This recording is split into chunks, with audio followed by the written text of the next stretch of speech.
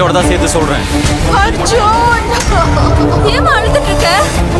கட்டின பொண்டாட்டியவே அடைச்சு வச்சிருக்கான். பச்சை குழந்தைய வச்சு மிரட்டுற அளவுக்கு போயிட்டாடி அவன்.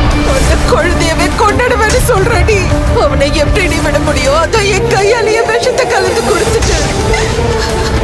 உங்கள் மனம் கவர்ந்த தமிழும் சரஸ்வதியும் தொடர் இறுதி அத்தியாயம்.